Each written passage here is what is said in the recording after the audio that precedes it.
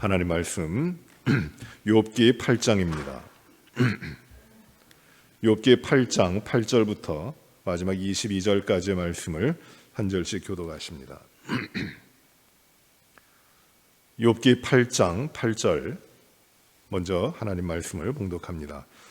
청하건대 너는 옛사람 옛시대 사람에게 물으며 조상들이 터득한 일을 배울지어다.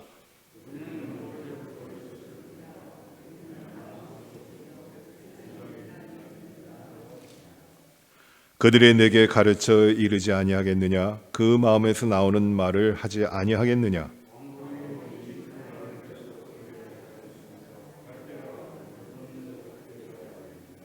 이런 것은 새순이 돋아 아직 뜯을 때가 되기 전에 다른 풀보다 일찍이 마르느니라.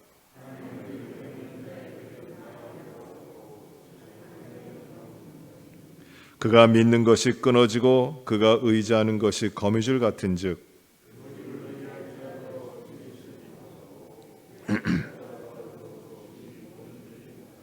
그는 햇빛을 받고 물이 올라 그 가지가 동산에 뻗으며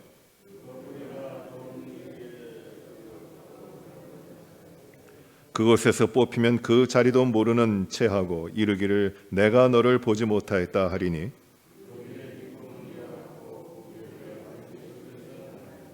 하나님은 순전한 사람을 버리지 아니하시고 악한 자를 붙들어 주지 아니하시므로 같이 봅니다. 너를 미워하는 자는 부끄러움을 당할 것이라 악인의 장막은 없어지리라. 아멘. 욥이 당하는 고난, 사람이 당할 수 있는 어떤 고난보다도 크고 그리고 그의 삶을 채우고 그의 삶을 아름답게 하며 기쁘게 했던 모든 것을 하나도 남김없이 다 앗아가는, 그래 의지할 데도 없고 바라볼 데도 없고 어느 누구도 돌봐주지 않고 어느 누구도 가까이 할 수 없는 그런 고통을 당합니다.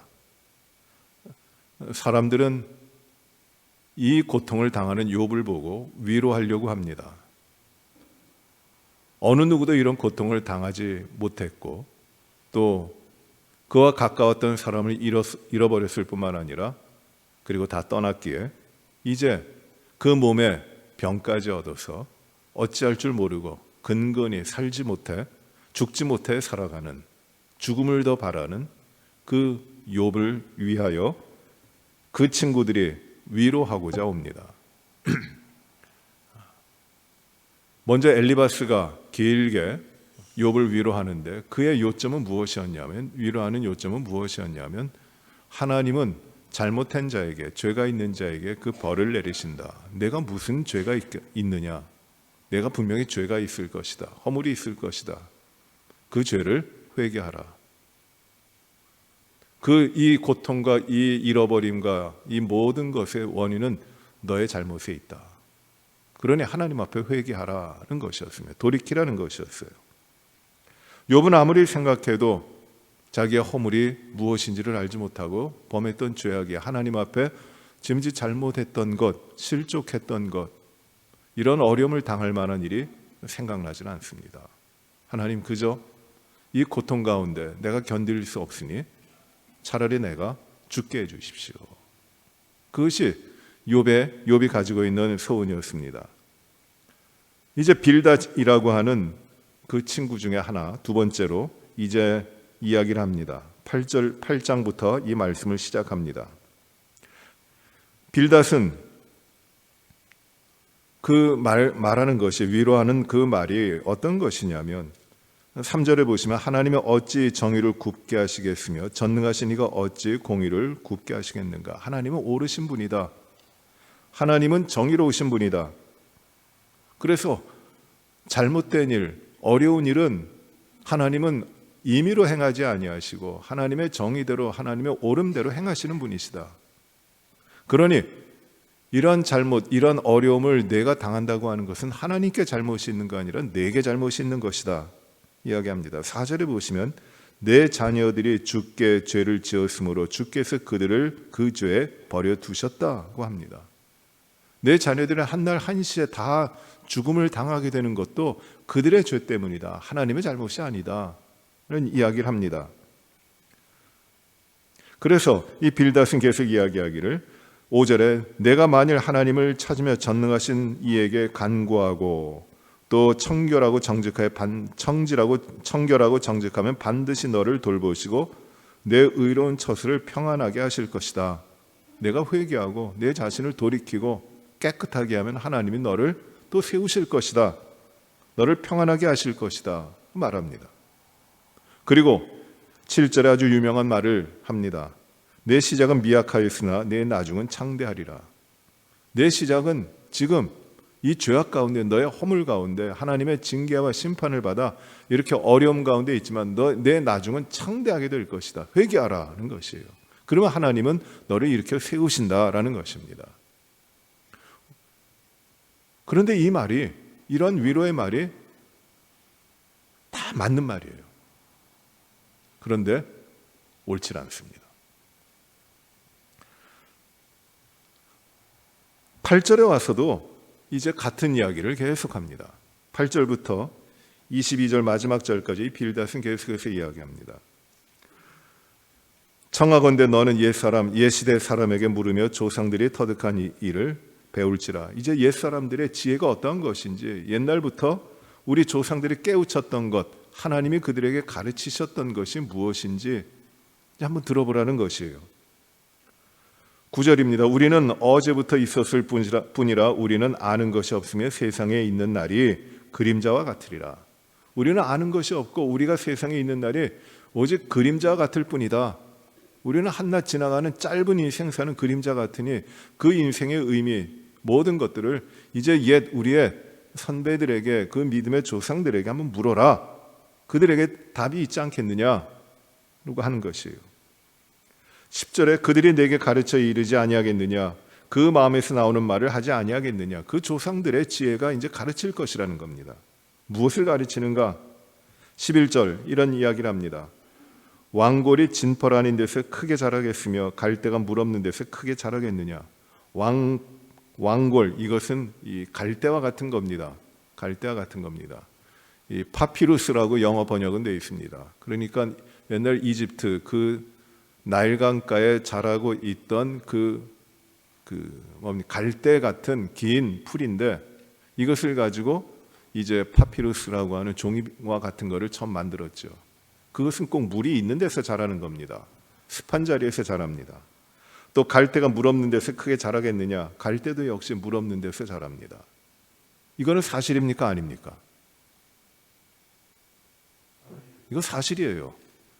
한국에 오래전에 그 청량리에 있는 동도교회에서, 유명한 교회입니다. 동도교회.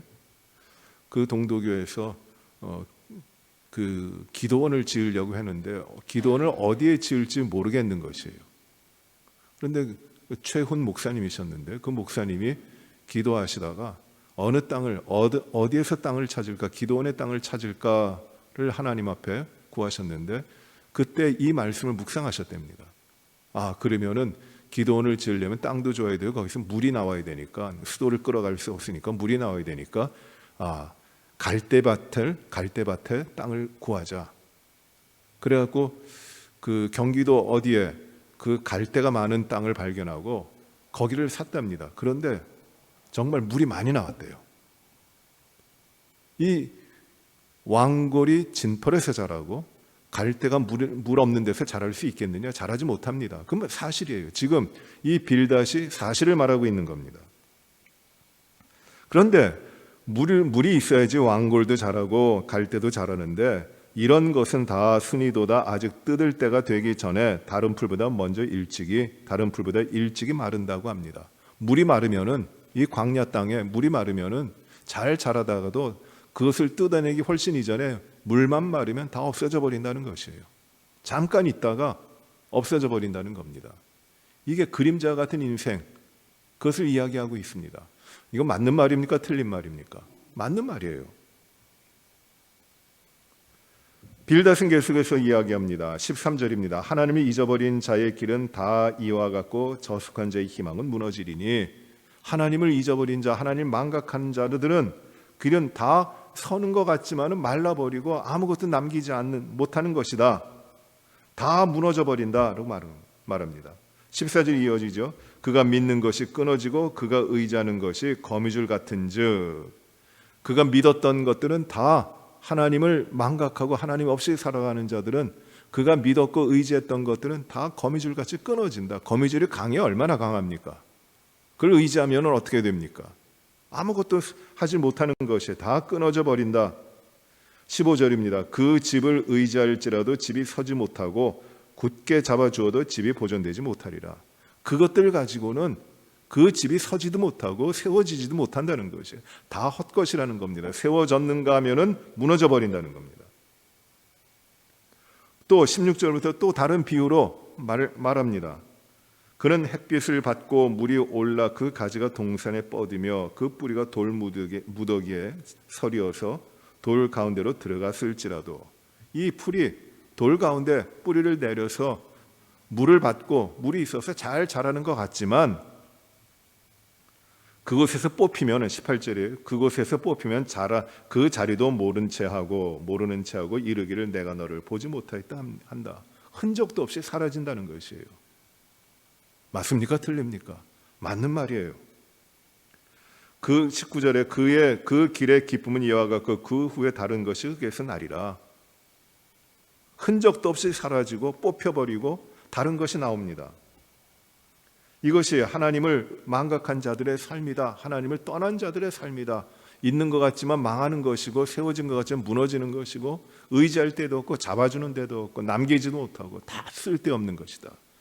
마치 전도서 기자가 전도서의 말씀을 주시면서 헛되니, 맞습니까?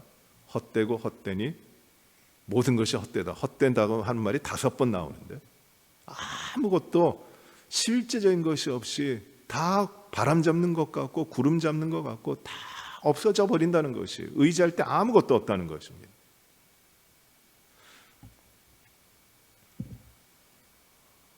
(20절에) 그러나 하나님은 순전한 사람을 버리지 아니하시고 악한 자를 붙들어 주지 아니하시므로, 하나님은 순전한 자, 깨끗한 자를 버리지 아니하십니다. 그리고 악한 자는 붙들어 주지 아니하시고 버리십니다. 그래서 하나님을 의지하는 자들은, 하나님께 돌아가는 자들은 21절에 웃음을 내 입에, 즐거운 소리를 내 입술에 채우시리니, 다시금 멸망의 자리가 아니라 기쁨의 자리로 하나님께서는 즐거운 소리를 낼 수 있는 그 삶으로 채워주신다는 것이에요. 다시금 세워주신다는 겁니다. 그래요. 너를 미워하는 자는 부끄러움을 당할 것이라 악인의 장막은 없어지리라. 내가 하나님 앞에 돌이키고 하나님 앞에 정결하고 순전한 마음으로 하나님을 찾고 하나님 앞에 내가 바르게 서 있으면 하나님은 너를 세우시고, 하나님은 너를 복되게 하시고, 내가 이제 더 이상 부끄러움 당하지 않게 하시고, 악한 자들은 다 멸망시키신다. 그러니 너 회개하고, 내가 잘못이 있으니까, 내가 죄악이 많으니까 욥, 너 회개하고 돌아오라. 하나님 앞에 다시 서라는 것입니다. 지금 이 빌다시 하는 말이 맞습니까? 틀립니까? 맞아요.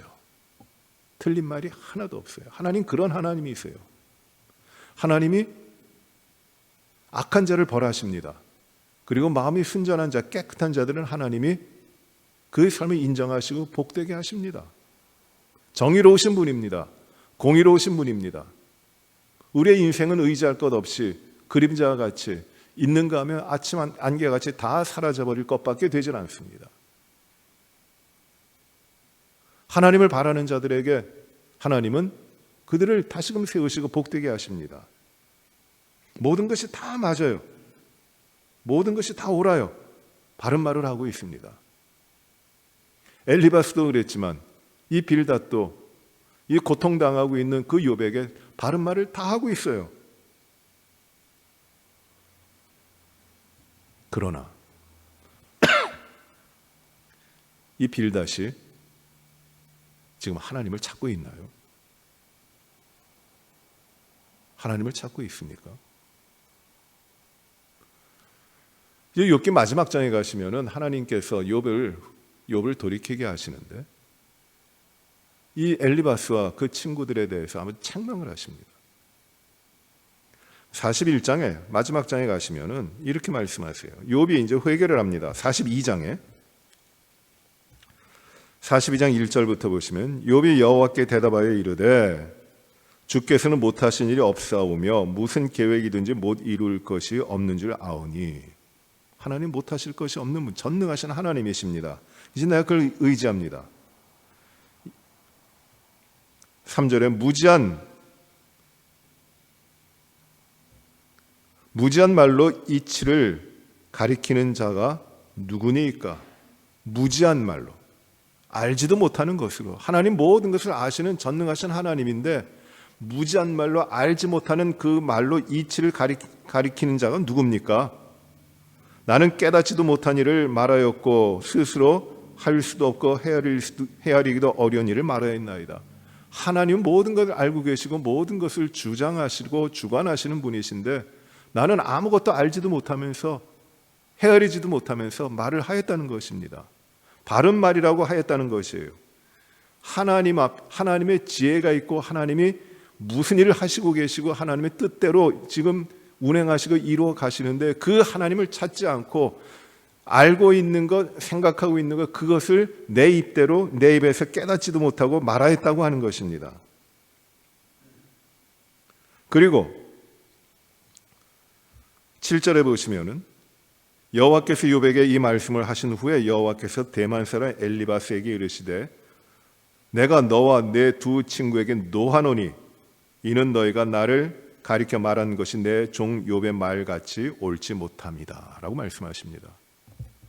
하나님께서 엘리바스와 그 두 친구들에게 분노하셨어요. 화를 내십니다. 그리고 책망하십니다. 왜냐하면 욥은 하나님의 전능하심을 알고 그 하나님을 찾아가서 자기의 헛되게 하나님을 구했고 하나님을 찾았던 것들을 회개하며 진정으로 하나님 앞에 돌아오고 하나님을 찾고 있지만 너희들의 말은 그렇지 않다라는 것이에요.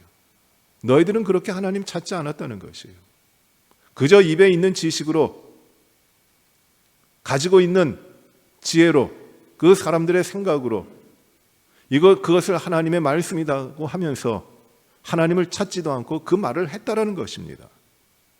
진정으로 하나님을 찾지 않았다는 것이에요. 아무리 옳은 말을 하고 하나님에 대해서 말을 할지라도 그들이 하나님을 찾지 않고 그 모든 것을 했다는 것이에요. 이게 잘못이다. 이게 너희들의 죄악이다. 회개하라는 것입니다.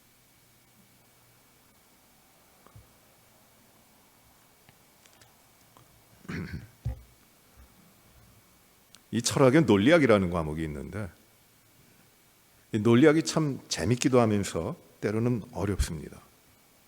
어떤 것이 옳고 그름을 판단하는 일관성이 있느냐에 대한 것을 공부하는 건데 많은 경우를 가지고 이야기합니다. 그러나 논리에 맞지 않으면 그것이 때로는 역설이 되기도 하고 때로는 그것이 완전히 뒤집혀진 사실로 나타나기도 하고 때로는 그것이 모순이 되기도 하고 때로는 이것이 무엇이 되느냐 하면 옳은 말인데 진리와 같은 말인데 틀림이 없는 말인데 그 말이 떨어져 위치하고 있는 그 위치에 따라서 이것이 오류가 되기도 합니다.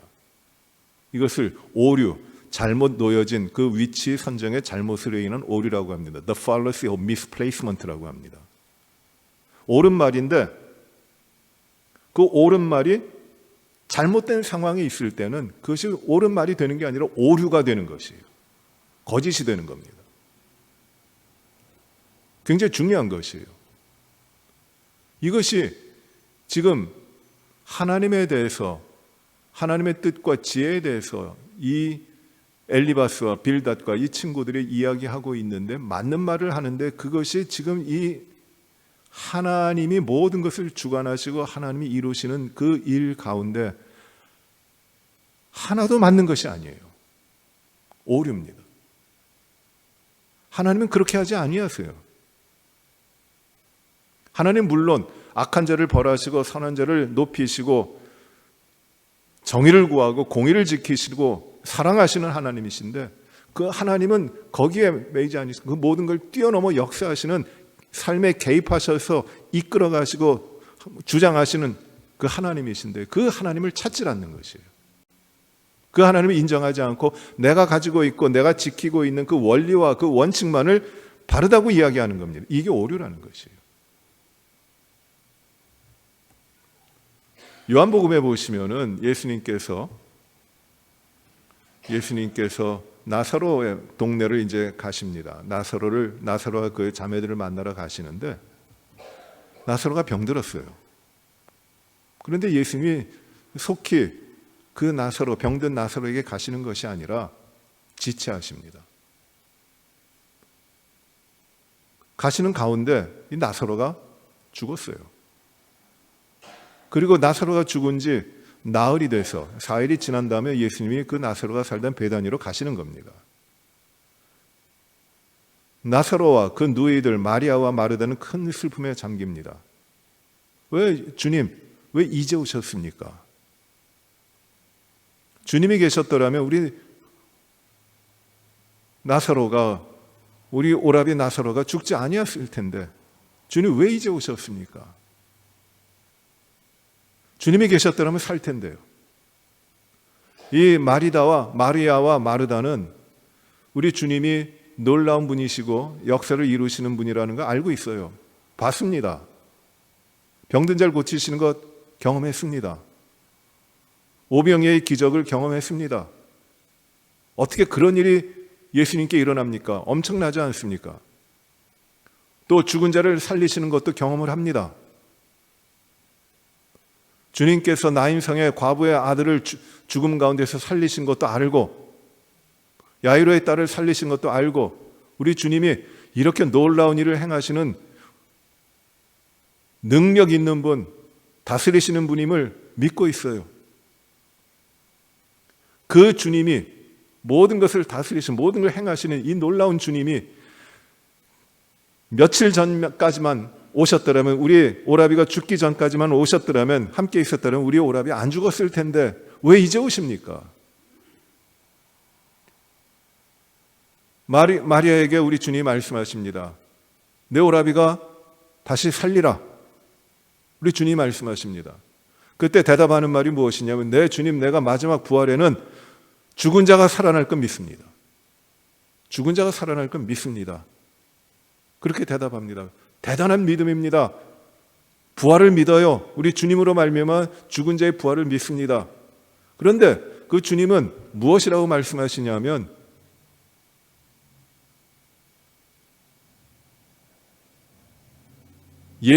나를 믿는 자는 죽어도 살겠고 무릇 살아서 나를 믿는 자는 영원히 죽지 아니하리니 내가 이것을 믿느냐라고 물어보십니다. 나는 부활이요 생명이다. 내가 부활을 믿는다고 이야기했고 부활에 대해서 부활이 이루어질 것이라고 믿는다고 이야기하는데 내가 부활이고 내가 생명이다. 그런데 나를 믿는 자는 죽지 않을 것이고 살아서 나를 믿는 자는 영원히 죽지 아니하리니 내가 이것을 믿느냐 물어보십니다. 네, 믿습니다. 내가 그것을 믿습니다. 죽은 자가 살아날 것을 믿습니다. 부활할 것 믿습니다. 영원히 살 것 믿습니다. 라고 대답합니다.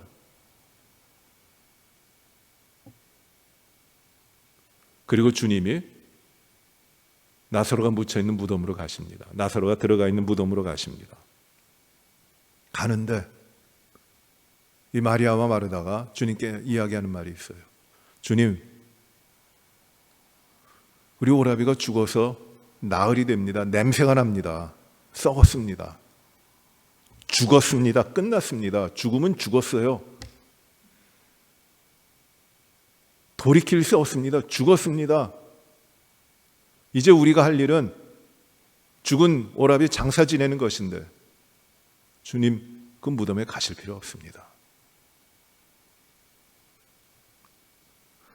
내가 부활이요 생명이요 나를 믿는 자는 영원히 죽지 않고 영원히 살리라고 하신 그 주님을 믿는다고 했지만 믿는 겁니까? 안 믿는 겁니까? 못 믿고 있는 것이에요. 안 믿어요.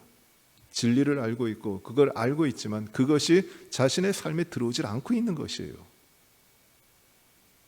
오류예요, 오류. 주님께서 이 나사로의 무덤 앞에 서셔서 눈물을 흘리십니다. 왜 눈물을 흘리실까요? 주님이 죽은 나사로가 불쌍해서, 안타까워서 눈물 흘리십니까? 아니에요. 나사로는 살아납니다. 죽음은 그 나사로를 우리 주님은 살리실 것이에요. 나사로 때문에 울지 않으세요. 우실 이유가 없는 거예요. 그 나사로의 무덤에서 우리 주님이 왜 눈물을 흘리시느냐? 사람들의, 마리아와 마르다, 그리고 제자들, 그리고 나를, 예수님을 바라보고 있는 그 사람들의 믿음 없음을 보시고 눈물을 흘리시는 것이에요. 그걸 안타까워하시는 것이에요.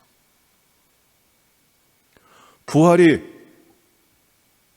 우리 주님이 부활이요 생명이다, 현재적으로 내가 부활이요 생명이다라고 말씀하셨는데, 그 부활을 이야기할 때 믿지를 못해요. 먼 훗날에 마지막 때에 일어날 부활로만 생각을 합니다.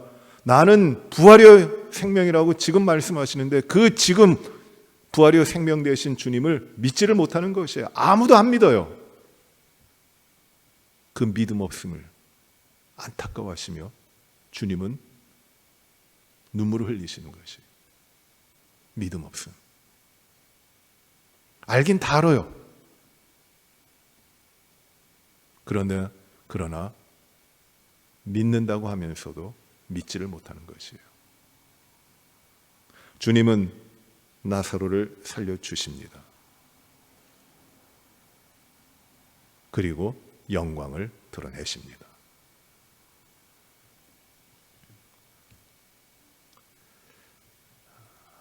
유명한 철학자 가운데 그 헤겔이라고 하는 사람이 있고, 그리고 키엘케고리라고 하는 사람이 거의 동시대 사람입니다. 같은 시기에 있었어요. 헤겔은 위대한 철학자로 그 대학에서 강의를 하면은 그 당시에 수많은 학생들이 모여서 강의를 들었던 세계적인 스타였습니다. 이 헤겔은 우리가 많이 들었습니다만 변증법이라고 하는 이 철학적인 체계를 만든 사람입니다. 물론 변증법은 그 이전에도 히랍 시대에도 이 변증법은 있었습니다. 그러나 정, 반, 합으로 이어진 역사의 발전 과정, 그리고 사고의 발전 과정, 의식의 발전 과정, 이 모든 것이 역동적으로 체계화돼서 설명된 것이 헤겔입니다. 집대성한 것이에요. 그는 이러한 이 변증법적인 철학뿐만 아니라 미학이라든지 예술 철학이라든지 이런 면에서 아주 탁월한 그 책을 많이 썼습니다. 헤겔이 놀라운 사람이에요. 그에 비해서 키엘케고리라고 하는 사람은 아주 화란에 가난하고 알려지지 않았고 고독한 사람이었습니다. 헤겔은 유명하고 영향력 있고 대단한 사람이었고, 키엘케고리는 그 철학을 하는데 그 당시에 어느 누구에도 알려지지 않았지만은 그의 철학은 무엇이었냐면 역사의 움직임의 문제가 아니에요. 변증법으로 역사를 설명하고자 하는 큰 스케일이 큰 것, 그런 것이 아니라 나는 왜 사는가? 나는 왜 존재하는가? 내가 하나님 앞에서 나는 누구인가? 그것을 고민하며 하나님 앞에 다른 누구와 함께 있는 것이 아니라 하나님과 나의 일대일의 단독자로서 삶을 살아가는 그 고민과 그 노력과 그 헌신을 했던 철학자가 바로 키엘케고리입니다. 그는 진정으로 외롭지만은, 고독했지만은, 아무도 알아주지 않았지만은 그 길을 간 것이에요. 하나님 앞에 홀로 서는 단독자로 모든 면에 하나님을 인정하며 그 하나님 앞에 내가 실존으로서 내가 살아갈 수 있고 내가 결단해야 되고 내가 하나님 앞에 내 삶을 들여서 그 절대적인 하나님 앞에 내 삶을 찾아가는 것, 이것을 자기의 철학으로 삼았던 사람입니다.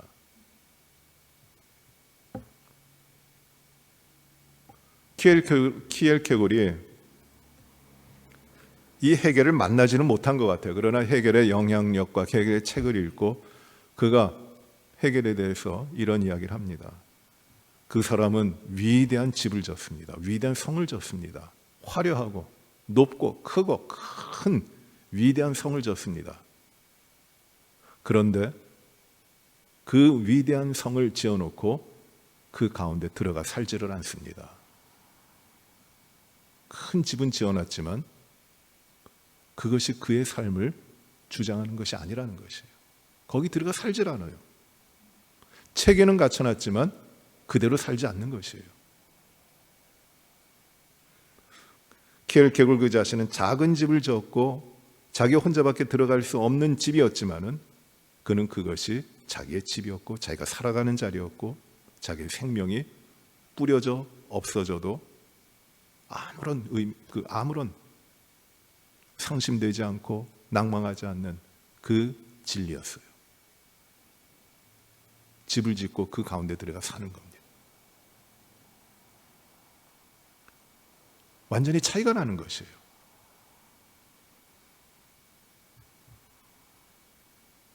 믿음으로 산다고 하는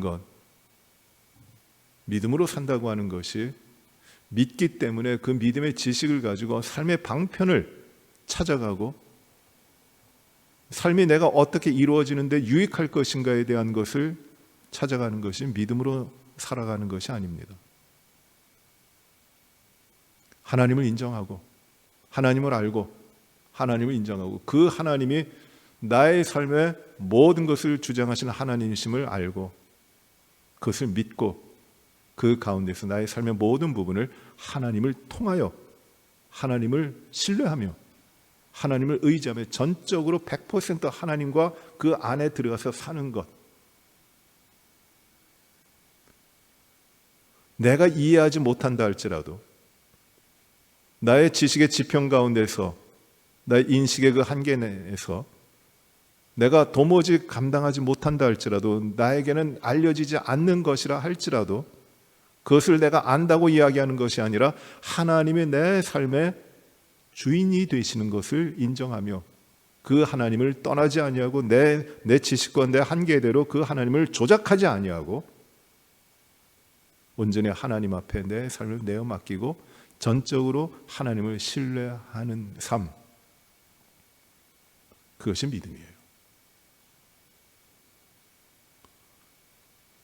지금 욥도 이 믿음의 삶으로 나아가는 과정 가운데 있습니다. 깨닫질 못해요. 그래서 내 삶 좀 내가 태어나지 않았더라면 한탄도 합니다. 너무 고통스러우니까. 그러나 이 모든 과정을 통하여 하나님께서 깨우치게 하시고 가르쳐 주시고 보여주시는 것이 무엇이냐면 나야, 내가 모든 것을 행하는 하나님이야. 나는 절대자야. 사람들이 알고 있다고 하는 것을 아무리 다 모아놔도 하나님 한 분, 나 이외에는 이 모든 것을 다스리고 주장하는 하나님이 없다고 하는 것을 깨우치는 것이에요. 그리고 그것을 자기의 삶에 그대로 채워가는 것이에요. 이것이 믿음입니다. 지식이 많으면 어떻게 됩니까? 바울이 어떤 이야기를 했습니까? 지식이 많으면 교만해져요. 많은 지식은 어떻게 만드냐면 사람을 이 영어 성경에 팝업 시킨다 그랬어요. 그러니까 이렇게 강냉이를 놓고 불 위에 올려놓으면 이것이 터지잖아요. 많은 지식이 어떻게 되느냐 하면 이렇게 터져버리는 것이에요. 그래서 실체가 없어져 버립니다. 자기 자신밖에 드러내는 것이 안 되는 것이 이게 지식이라는 겁니다. 믿음은 지식이 아닙니다. 지식이 필요하지만 믿음은 무엇이냐면은 우리의 지식을 뛰어넘어 우리의 인식의 한계를 뛰어넘어 하나님이 다스리시고 하나님이 역사하시는 하나님이 우리의 삶을 주장하시고 우리 가운데 들어와 계시다고 하는 것을 믿는 것이에요. 그 가운데 살아가는 것이에요. 내가 이해가 안 되더라도.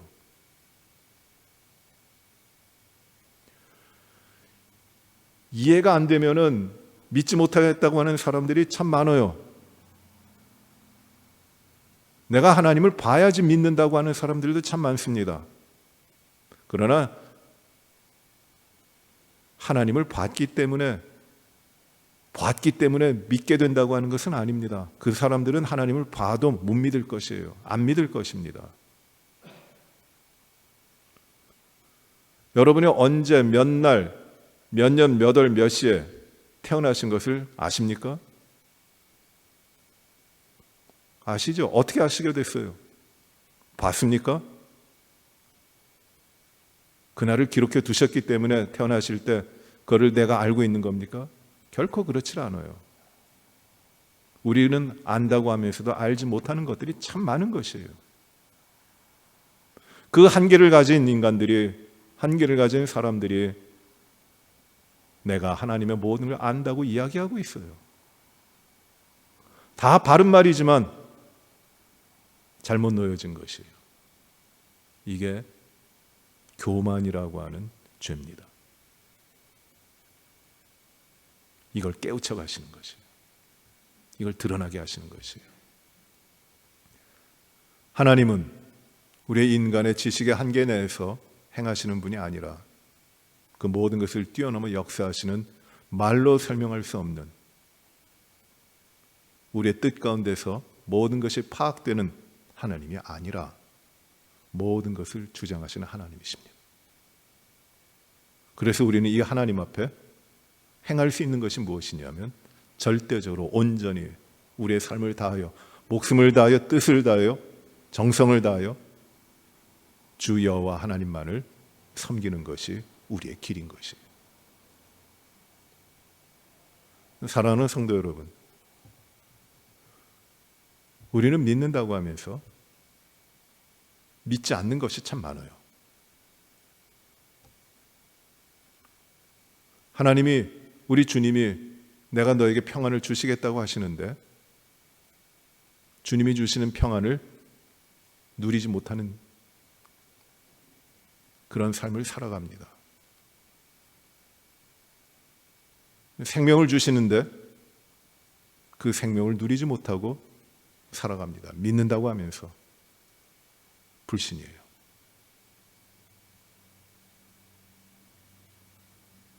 이걸 깨우치라고 하시는 것이에요. 우리는 하나님께서 모든 능력이 되신다고 이야기합니다. 믿는다고 합니다.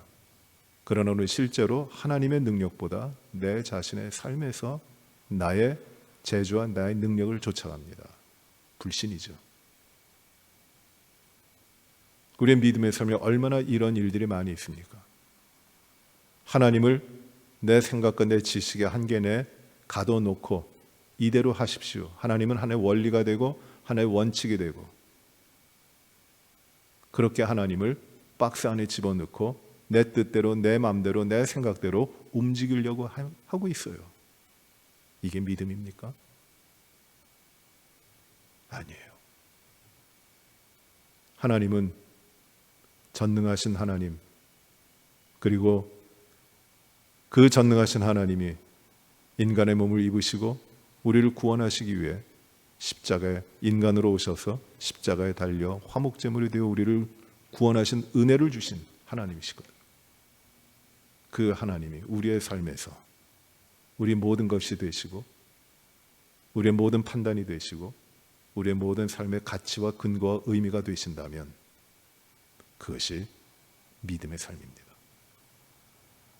우리의 허물어졌고 우리의 나태했고 부족했던 우리의 믿음의 삶의 모든 것들이 나 때문에 내 자아와 내 교만과 내 불신으로 말미암아 믿는다고 하면서도 믿지 못하고 살아왔던 것들, 하나님을 없이 여기고 하나님을 무시하고 하나님 뜻과는 반대로 살아왔고 세상 좋아하기를 더 하나님 좋아하기보다 더 좋아했던 그런 모든 삶의 것들이 믿음 가운데서 행해지고 이루어졌다면 다 버리시고 온전히 전능하신 하나님만을 의지하여 살아가는, 그래야 하나님이 행하시는 생명의 그 우리의 한계를 뛰어넘어 역사하시는 하나님만이 하실 수 있는 그 생명의 역사가 우리의 지식을 뛰어넘어 하나님만이 주시는 그 놀라운 지식과 우리의 한계를 뛰어넘어 역사하시는 하나님의 능력이 하나님의 백성들에게, 우리들에게 이루어지게 될 것입니다. 이러한 믿음으로 우리가 다시금 세워지도록 하나님 앞에 나아가시는 신실한 믿음의 백성들이 되시기를 바랍니다. 기도하십시다. 은혜로우신 아버지 하나님, 참 감사합니다. 오늘 말씀을 통해서 저희가 우리 자신을 돌아보게 하시고 믿음의 삶에서 흐트러졌던 저희들의 모습을 주님 앞에 고백하며 온전히 신실하게 전심으로 주님만을 우리의 삶의 주인으로 다시금 모셔드리고 우리가 우리의 삶의 모든 것을 통하여 주님께 헌신하며 영광의 삶을 살아갈 수 있도록 인도하여 주셨으니 감사를 드립니다. 우리가 믿고 신뢰하고 우리가 의지했던 것들이 얼마나 헛된 것들입니까? 우리는 믿음으로 하나님을 따라간다고 하면서도 내 자신의 능력과 내 자신의 재능을 의지하며 그것들을 믿음으로 생각한 적이 얼마나 많이 있습니까? 하나님은 가두어 놓고 원칙이 되어버리고 하나의 원리가 되어버리고 내 삶을 주장하는 능력이 아니고 전능하신 하나님이심을 저희가 은연중에 부인하며 우리의 생각과 방법대로 믿음의 삶을 살아가려고 했던 적이 얼마나 많은지요. 회개하며 돌이키며 깨우치며 온전히 하나님만을 우리들의 삶 가운데 모셔드리기를 간절히 기도합니다.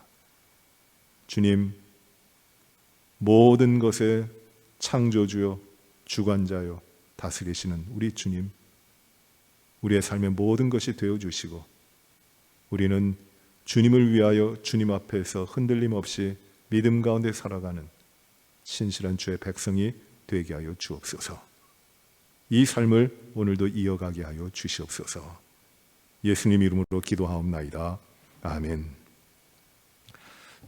우리 중보기도 몇 가지 제목을 드립니다. 육신이 연약한 우리 지체들, 우리의 성도들을 위하여 기도하시기 바랍니다. 많은 분들이 참 아프시네요.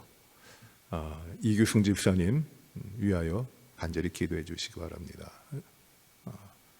하나님이 살리지 아니하시면 살 수 없습니다. 그 고백을, 그 기도를 하십니다. 하나님이 살리시기를 기도하시기 바랍니다. 반드시 하나님이 이루실 것을 우리가 믿으며 하나님의 역사를 놀라운 치유 가운데 이루어지기를 기도하시기 바랍니다. 우리 여러 환자들이 있는데 우리 박천식 집사님, 또 이화삼 집사님, 또 우리 오랫동안 투병하시는 이혜자 권사님, 이종신 집사님, 그리고 신수범 집사님 검사를 받고 계신데 위하여 기도해 주시기 바랍니다. 온전히 회복되어 강건하시도록 기도해 주시기 바랍니다. 이용남 집사님 잘 회복하시도록 기도해 주시기 바랍니다. 우리 성도들이 모두 다 강건하고 하나님이 주시는 그 몸이 불편함 없도록, 그래서 하나님이 기뻐하시는 삶으로 부지런히 살아갈 수 있도록 하나님 치유하시고 역사해 주시옵소서. 이 시간에 먼저 간구하시기 바랍니다. 고통이라고 하는 문제가, 정말 통증이라고 하는 문제가 얼마나 큰지 모릅니다. 하나님 이것을 다 해결하여 주옵소서. 내 자신에게 있는 질병과 내 자신에게 있는 고통과 아픔도 하나님 치유하시고 자유로운 몸으로 건강하게 주님을 영화롭게 하는 삶을 살게 해주십시오. 기도하시길 바랍니다.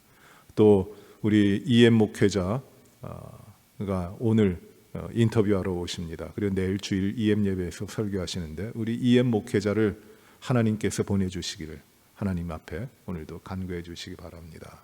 직분자 장로님 3분, 집사님 15분이 피택됐습니다. 이분들이 참으로 하나님의 귀한 종으로 섬기는 충성된 일꾼, 하나님 앞에 영광 돌리는 일꾼으로서 잘 감당하도록 하나님께 여러분들께서 기도해 주시기 바랍니다. 내일 주일 예배 온전히 하나님께 예배 드리고 하나님께 영광된 예배가 되도록 큰 은혜가 우리 가운데 있도록 하나님 앞에 간구하시며 나아가시는 우리 이 시간이 되시길 바랍니다. 우리 먼저 합심해서 기도하십니다. 은혜로우신 아버지 하나님, 주의 사랑하시는 백성들이 온전해지고 강건히 주님을 섬기며 영광 돌릴 수 있도록 우리 모든 성도들의 아픔을 치유하시고 고통을 제거하시고 통증을 물리쳐 주시며 회복되어 주 앞에 온전히 서게 하여 주시옵소서. 주의 영광 나타나게 하여 주옵소서. 내가 믿으면 하나님의 영광을 보리라 하셨으니 주여 믿습니다. 주의 영광을 나타내 주시옵소서. 아버지 하나님, 이엠 목회자와 유스그룹 목회자, 하나님께서 예선하신 그 귀한 사역자들을 이 교회를 위하여 보내주시고 이들을 통하여 참으로 믿음의 아름다운 공동체가 더 아름다워지고 우리의 다음 세대, 그 모든 우리의 성도들이 주의 생명으로 날마다 풍성함을 얻고 자라날 수 있도록 주여 축복하여 주시옵소서. 주님, 내일 거룩한 주일 예배드릴 때 하나님만이 영광 받으시고 그리고 하나님이 주시는 은혜와 사랑과 기쁨이 우리 믿음의 자녀들인 우리 믿음의 성도들 가운데 충만히 임할 수 있도록 하나님 역사하여 주옵소서. 직분자들을 세웁니다. 우리 피택 대신 3분의 장로님과 15분의 집사님들에게 주의 영을 더하시고 주 앞에 신실하게 하시고 충성되게 하여 주시어 그리스도의 몸 되신 이 교회를 통해 하나님께서 귀한 사역을 이루어갈 수 있도록 충성된 일꾼들로 세워 주시옵소서.